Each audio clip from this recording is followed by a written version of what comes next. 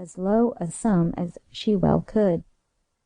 "I'll give £5 on it," said she, returning to the counter. Rather to her surprise, the negress accepted with a sharp nod, and then took out of her bag a scrap of paper. On this was written laboriously, "Rosa, Marylebone Road." The name and address were so imperfect that Hagar hesitated before making out the pawn ticket. "Have you no other name but Rosa?" she asked sharply. The negress shook her head, and kept well in the shadow.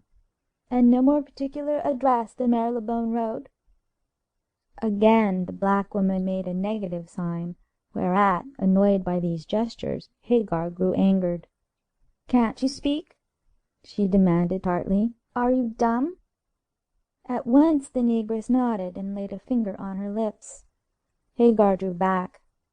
This woman was black, she was dumb, she gave half a name, half an address, and she wished to pawn a valuable and unique piece of jewelry. The whole affair was queer, and, as Hagar considered, might be rather dangerous. Perhaps this silent negress was disposing of stolen goods, as the necklace seemed too fine for her to possess. For the moment Hagar was inclined to refuse to do business, but a glance at the amber beads decided her to make the bargain.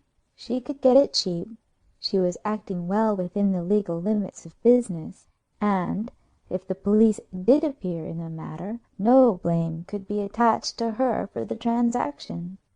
Biased by these considerations, Hagar made out the ticket in the name of Rosa, and took a clean new £5 note out of the cash-box. As she was about to give ticket and money across the counter, she paused.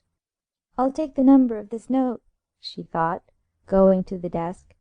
"If this negress can't be traced by name or address, the bank-note number will find her if it is necessary." Deeming this precaution judicious, Hagar hastily scribbled down the number of the £5 note, and returning to the counter, gave it and the ticket to her queer customer. The negress stretched out her right hand for them, and then Hagar made a discovery which she noted mentally as a mark of identification if necessary. However, she said nothing, but tried to get a good look at the woman's face. The customer, however, kept well in the shadow, and swept note and ticket into her bag hurriedly. Then she bowed and left the shop. 6 days later Hagar received a printed notice from New Scotland Yard, notifying to all pawnbrokers that the police were in search of a necklace of amber beads set with diamonds, and clasped with the negro's face wrought in gold. Notice of its whereabouts was to be sent to the detective department without delay. Remembering her suspicions, and recalling the persistent way in which the negress had averted her face, Hagar was not much surprised by this communication. Curious to know the truth, and to learn what crime might be attached to the necklace, she wrote at once about the matter. Within 4 hours a stranger presented himself to see the amber beads, and to question her concerning the woman who had pawned the same. He was a fat little man, with a healthy red face, and shrewd twinkling eyes. Introducing himself as Luke Horval, of the detective service, he asked Hagar to relate the circumstances of the pawning. This the girl did frankly enough, but without communicating her own suspicions. At the conclusion of her narrative she displayed the amber beads, which were carefully examined by Mr. Horval. Then he slapped his knee and whistled in a thoughtful sort of way.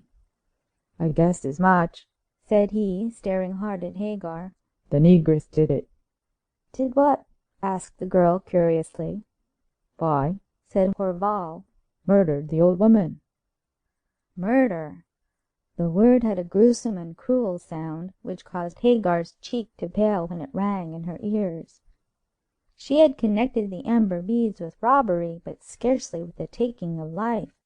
The idea that she had been in the company of a murderess gave Hagar a qualm, but suppressing this as a weakness, she asked Horval to tell her the details of the crime and how it bore on the pawning of the amber beads. "It's just this way, miss," explained the detective easily. "This Rosa is the nigger girl of Mrs. Arryford."